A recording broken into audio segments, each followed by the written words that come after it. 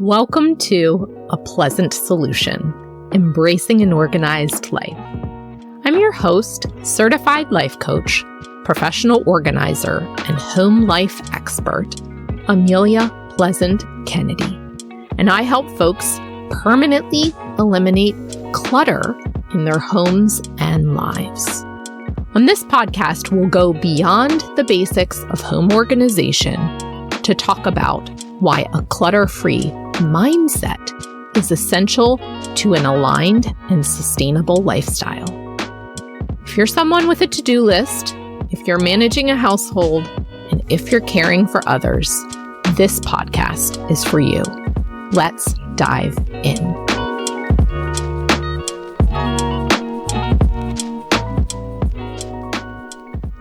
Welcome to episode 45, Decluttering with Intention with Kenika Williams. I'm so excited to introduce you to today's guest. Kenika Williams, a home and lifestyle connoisseur, is the founder of Tidied by K. Her mission is to help high-achieving women and families create home environments that serve them through functional, intentional, and streamlined living, empowering them to present the best version of themselves to family, friends, and the world around them. As a lifelong educator, Kenika uses her platforms to share simple, practical, and action-based tips that can help move the needle for busy women and families struggling to keep order at home. Her expertise spans decluttering, organizing, and productivity, inspiring other women to take action in creating peace in their homes. Kenika has been featured in Good Housekeeping, Essence, Martha Stewart, Yahoo, Apartment Therapy, eHow, and countless other press and media outlets, sharing her knowledge on a variety of topics ranging in entrepreneurship, decluttering, and organizing. As a loving dog mom, self-proclaimed vegan foodie, entrepreneur, and expert in home organization, Kenika is dedicated to using her gifts to educate people on how to live more organized to fully enjoy what life has to offer. I encourage you to listen for some golden nuggets, laugh along, and implement 2 tips you'll learn within the week ahead. Make sure you're following Kenika too. So I am so excited for today's guest because we're friends, we're colleagues, and we have known each other for a little over 3 years. And the first time I learned about Kenika was she presented at a Black Girls Who Organize meeting. And I saw her present and I was like, she is my people. You were offering coaching support to new organizers, especially around visibility and social media. And so I hired you. And look at me now. Look at you now. Look at us now. Friends 3 years in the game. So good. So just give a brief introduction and then we'll dive into all the goodness. Yes. So my name is Kenika. I am a professional organizer and business coach to professional organizers. So I launched Tidied by K, which is a home organizing company based out of Atlanta, Georgia, back in 2019. And I've been doing that since then. And for the coaching component, I have a coaching company called Kenika & Co. I launched that back in 2021. So yeah, that's just a little tidbit about me and the businesses that I have. And yeah, I'm super excited to be here. Yeah, we worked together for a couple months and I just took off from there. So she's good, y'all. I love to start my conversations by inviting guests to take a step back to their past and feel free to share as much or as little as you'd like about what organization looked like for you as a child in your childhood home. Yes, I was very organized as a kid. I like enjoyed doing it. So I was the kid that was excited to like tidy up my closet. I probably did it once a month and just kind of reset it and change things around. I was the go-to person to unload the dishes or unload the groceries, set the pantry up, put the dishes back. Like it was just things that I enjoyed doing.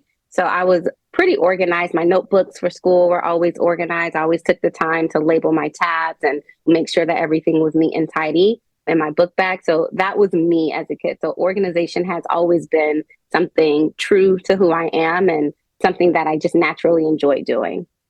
And I know we're not going to dive into this too much today, but you were a teacher and then became a professional organizer. So I'm just kind of curious a little bit of that component, maybe how it shows up now that you're an entrepreneur, that teaching element. So, you know what's so funny? When I was a teacher, and I didn't think about organization as like an industry or a skill back then, it wasn't until I started the business that I realized like this is an actual skill that people will pay for support in. But my classroom was organized. I had the exemplar classroom where other teachers would come and look and see how I set it up. But yeah, so organization has always just been a part of me. And then with the teaching component, I enjoy relaying information. I think I'm naturally good at that as well. And so, yes, all of it kind of segues into what I get to do now as an entrepreneur. And you just led me like right into my next question. Brilliant. So again, one of the things that you do so well is educate your audience. You meet them exactly where they are without judgment, which is one of the reasons why I think we are aligned so much. Yeah. You're always like, you got a mess? Cool. You got items that need to go? Cool. You want me to make the most of this beautiful, functional space you've ever seen down to the last detail? Cool. You're like, you can do all the things.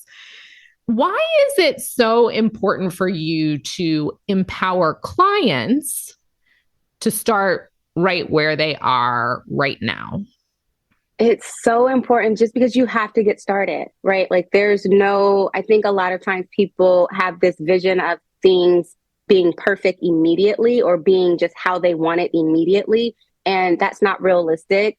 Start with what you have, start with where you are, and just make progress. And baby steps is still progress. And 6 months down the line, a year down the line, even a month down the line, if you just get started, you'll see progress and you'll see a transformation in a short amount of time, as long as you're just diligent. And so I always work to give people like action items that they can do that kind of meets them where they are to empower them to get started or to just take action to see the change that they want to see.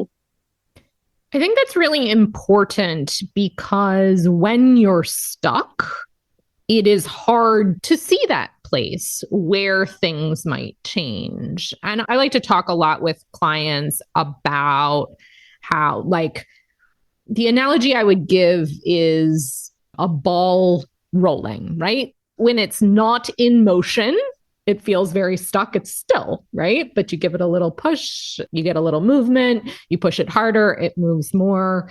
And so just working alongside a professional is very helpful, and you're gaining momentum with each decision. You're better understanding yourself, what you want, how you see a space.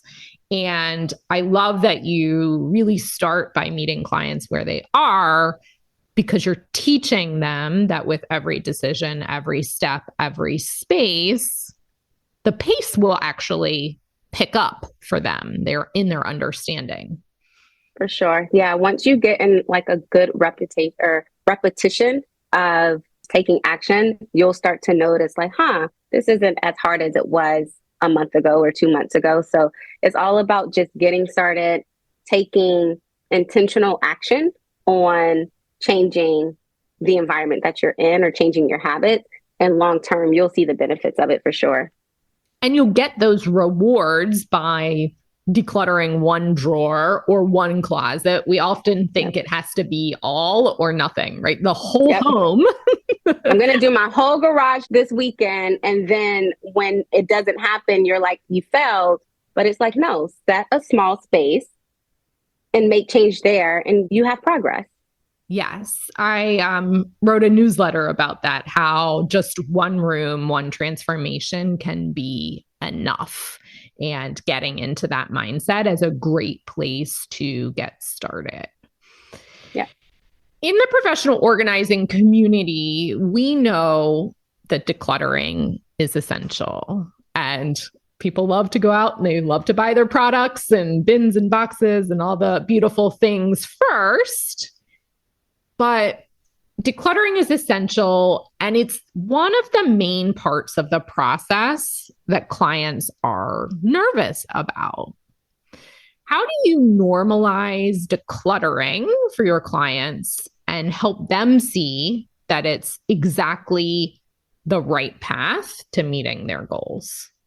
I think one of my big messages is about just being intentional about the things in your home. So when you go with it, when you approach decluttering from a sense of like, is this intentional? I think that helps people normalize like, oh, maybe not. Maybe I can probably pare down or give this away or donate it or whatever the case may be. But normalizing this question of, is this something that's intentional? Does it serve me? Does it serve the space?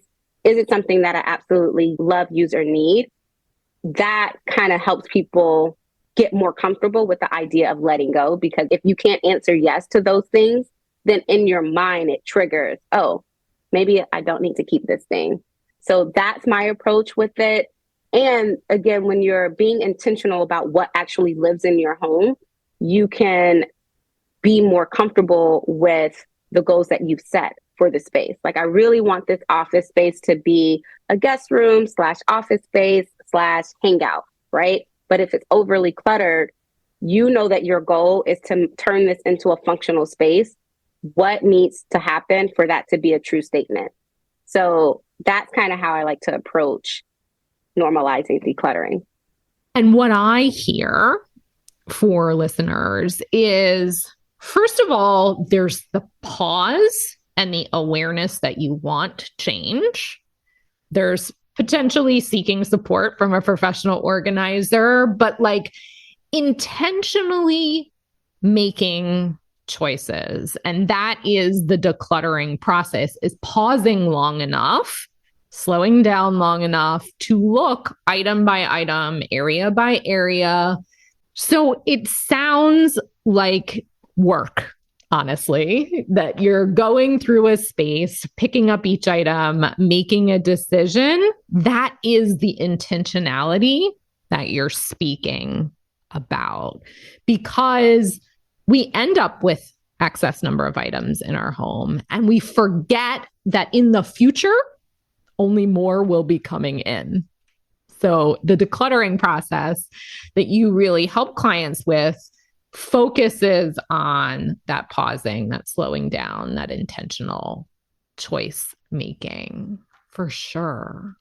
Anything else you'd like to add around decluttering in terms of like practical questions people can get started with in their own home? Yeah. So first one, asking yourself, is this something that you absolutely love, use, need? And go through each of those things, right? Do I love this thing? Do I use this thing? Do I need it? Right? Also, if your house was burning down, is it something that you would go back for? Like, you would absolutely want to have it. Is it replaceable? Can you replace it easily? Is it going to be a pain in the butt for you to replace this thing? Like, really trying to get to the solid understanding of like, is this something that I truly need to have? And does it serve the space that it's in? Asking yourself those questions, I do think, can kind of guide you in better decision making or the different things that you're sorting through and trying to discern if it's going to stay or not. Which is why I think professional organizers as a whole recommend starting small with a small group of items, because those decisions can get tiring after a while and you will build up resilience to that process. But yes, starting small. I say start small and start with low-hanging fruit. So Don't, like I said, the garage example, don't decide that you're going to go into your cluttered garage over the last 7 years and say that you're going to declutter the garage, right? It is too big of a project, probably for you to tackle, for it being your first like entry into like this whole idea of decluttering. Start with low hanging fruit. If you have clutter, look at a flat surface. What visible trash can you easily get rid of, right? What visible thing that you know, like, oh, I haven't touched this thing in 6 months, in a year, I don't need this. What are those things that you can pare down in a designated small area? So good. So good. And so useful because it is warming up that decision-making muscle, and the things that are easy decisions get things moving along. Yep. So you've decluttered and organized countless homes. Y'all, you got to follow Kenika on social media, and we'll link her information at the end. You also do public speaking. You've been featured in articles, and there's this element of inspiration that you bring to the audience as well. Thank you. You're welcome. You're welcome. I would love for you, because I know you have a very specific organizing philosophy. I'd love for you to share a little bit about that. And, you know, just this idea of embracing an organized life. I know that you are and I are aligned in that. So maybe a way that it shows up for you or for your clients. Yeah. So my philosophy around organizing is to, before you can even get to the organizing component, you really, again, I keep stressing the intentionality behind what you own. You have to be intentional about what is in your home. So if it's already there, like really trying to discern what needs to stay there. And if it is new, being a better gatekeeper of what you allow in your space. And that's before you can get to the organizing component, because you really have to handle what currently is in your home. And define for people what gatekeeping is. So gatekeeping is ensuring that you are the leader of you knowing what is coming in and out of your home, right? You get to decide if you want something. So your mother-in-law is always trying to gift you something, and it's not anything that is going to serve you or your home or your space. Graciously decline it, right? Thank you so much for considering me. This is actually not something that I think we have space for right now. I'm happy to take it and maybe donate it on your behalf, or I'd love to regift this. Being gracious about it. You don't have to say yes to everything, especially if it is not something that aligns to what you need or services you well. That's being a better gatekeeper of what is in your home, right? But yeah, so you want to make sure you're doing that. And then you have the opportunity to now set the systems, organize it in a way that fits your day-to-day routine, your lifestyle, your family's lifestyle, so on and so forth. So that's really the approach that I like to take when I'm thinking about organizing. And what that means in terms of just living is comfort at home, it's peace at home, it's function at home, it's higher productivity at home and outside of the home, right? Because you're not scrambled and disheveled when you're entering work or other areas. That's what living in an organized home is like. And so my goal is to get clients to that space where they just feel on top of it. And even when their home gets a little messy, because we live in our homes, you can reset it relatively quickly. Yeah, I love that you said that, because truth is, we live in our homes. Homes get messy. You will have to tidy. You will have to maintain. And that looks different for everyone. Sometimes it happens on a daily basis, a weekly basis. You know, the more frequent, the better. But I love this idea of just knowing that you have the tools and the skills to reset the space, like you mentioned. For sure. Yeah. So one of the reasons that you and I are so connected is because we both love to talk about mindset in particular. You're a close colleague who understands the beauty and importance of untangling long-held beliefs, getting curious about inner obstacles, and seeing where in our lives we're holding ourselves back. And that's what I talk a lot about with clients and work with them on. And I would love to hear how mindset work shows up for you, either internally for yourself, with your in-home clients, or even your pro-organizing coaching clients. So for me personally, it's like a daily practice of like positive self-talk. I think before starting my business, before being an entrepreneur, it wasn't something that I felt as closely tied to or aligned to. I just kind of went with the day to day. But being thrust into entrepreneurship, it forces you to kind of sit with self a little bit more and really become a little bit more cognizant of how you treat yourself in terms of your mindset. And so because of starting Tidied by K and launching K & Co, I have dived a little bit more deeper into mindset. And so for me personally, I am doing a lot of positive self-care talk. I am journaling a little bit more. I never thought I would be the person to sit down and write down my thoughts and look to see the progress that I've made, over the course of time. And it's been very helpful. I've had conversations with Amelia to kind of help me overcome some of the mental blocks that I have. And so I believe mindset to be a powerhouse. When you have solid, positive mindset, or even just trying to adopt better practices, it allows you to do so much more and be so much more than you ever thought you were probably going to be capable of.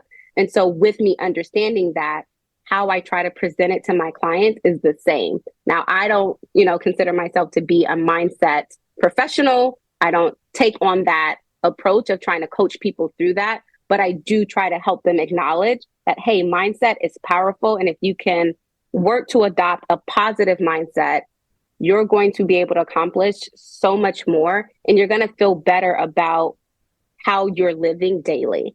And so that's like my thoughts on it. So yeah.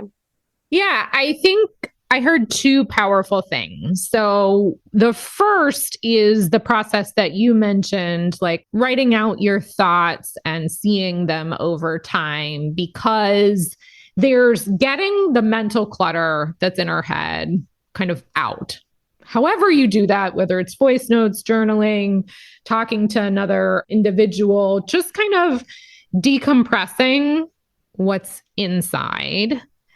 And then the adopting of a positive mindset. And when it comes to home organization, managing your schedule, your time, like that's huge to switch into the possibility of being someone who does X, Y, and Z. It's not like jumping full into the belief that like, I'm 100% completely organized individual, right? But that I am on the path to becoming. Yep. And entrepreneurship, like we're doing that internal work of saying, it's almost like decluttering your mind, right? These are the things, intentional thoughts, creation. These are the things that don't belong here. And these are the things that do. So I love that you are just kind of bringing that awareness for your in-home clients. And of course, with the pro-organizing coaching clients that you have as well, just highlighting that for them, because I think it is just for every human being, like a supportive path forward. And then just to kind of reiterate, it's a journey. So just like decluttering and organizing, it's not a one-stop thing, right? You hire an organizer to come help you declutter and set the systems, but like you still are working to maintain it. You still are working to be a better gatekeeper and honor your home and your space. It's the same with mindset. You acknowledge that, okay, there's some things here that I probably need to address. And you are going to journey through the process of developing, a higher power of self, a higher, more quality mindset to kind of help you accomplish your goals in a way that feels good. And that's really why I settled on embracing an organized life as a title for all of the things, because it is a process for sure. Anything else you would like to share before I offer the last question of our conversation? I think it's really the intentionality and embracing the journey whatever it is that you're embarking on, whether it's mindset, whether it's organizing or decluttering, being intentional about whatever your goal is for that, and then honoring the journey and the path that you're going to embark on to get to the end goal that you see for yourself. And I can hear into the minds of the listeners right now, if it's coming up for you, well, that's good for you, or I don't have the time, I'm too busy. If you hear those kinds of phrases, those are the internal obstacles that we're talking about. Those are the internal obstacles to the intentionality. And looping it back to a few minutes ago, why pausing and creating space, making that decision to be intentional, as Kenika is sharing, is so very valuable. Yep. So what is one way that you employ organization now as an adult? It can be a creative out of the box way, or it can be sort of, whatever's fun for you. So one of the ways that I stay on top of food and meal prepping and just being organized, I freeze my food, y'all. I will cook because as an entrepreneur, I am just completely busy with work. And at one point, I was really good at meal prepping every Sunday. I would go grocery shopping at the start of the day, and I would spend pretty much the whole day at home, meal prepping, having all of my food sorted and ready to go for the upcoming week. But as business has gotten busier, I have been challenged with meal prepping every single week. And so what it looks like for me now is Saturdays, I will go get my food, I'll prep everything, and I'll start cooking Saturday and finish up Sunday. And so that means I'm making like maybe 3 or 4 different things. And so I'll freeze some of the food and I'll leave some of the food out for the week. And so it'll last me 2 or 3 weeks opposed to having to do it every single week. And that's one way that I've been able to kind of stay on top of food, not have to eat the same food every single week, right? Because I've created 3 or 4 different meals on that Saturday, Sunday, and it stretches for the 3 or 4 weeks, or 2 or 3 weeks, I'm sorry. And then I do it again. And so staying on top of good food, healthy food is something that I cook myself, and I just freeze it. And when I'm ready for something else, I just take it out the freezer, put it in the fridge, and that's my cycle. And it has been a godsend because being a vegan, it's hard to go when I'm out. It's hard to find food, fast food for me. So it's been a great solution. That is absolutely amazing because a couple things. I hear that it is a priority for you so that you set aside the time and you make it happen. I hear you have a system, and that system you've broken down into parts that make the process more manageable. So I just want to highlight that for our listeners, because I'm sure it's not something you came up with overnight, but that you have perfected and practiced and now found a groove that makes sense for you, that now you can just swap out the particular recipes, but the system and the process are in place, which is what organization is all about. Absolutely. Thank you so much for chatting with me today. It was fun. Thanks for having me. Yay. I want to let the listeners know that you have a YouTube channel, you have resources on your website, you're based in Atlanta, but I do believe you travel as well as an organizer. So please tell everyone how they can follow you, connect with you, get all your nuggets of wisdom, all the places. Yes. So like Amelia said, I am on YouTube, I am on Instagram, I am on Facebook, I'm on TikTok, I'm on Pinterest, all of those. I had no idea. All of those platforms are the same for Tidied by K. And so it's the @ Tidied by K. So wherever you are, whatever platform, that's where you're going to find, the resources that I have to offer, or just the information. and the support that you may be looking for.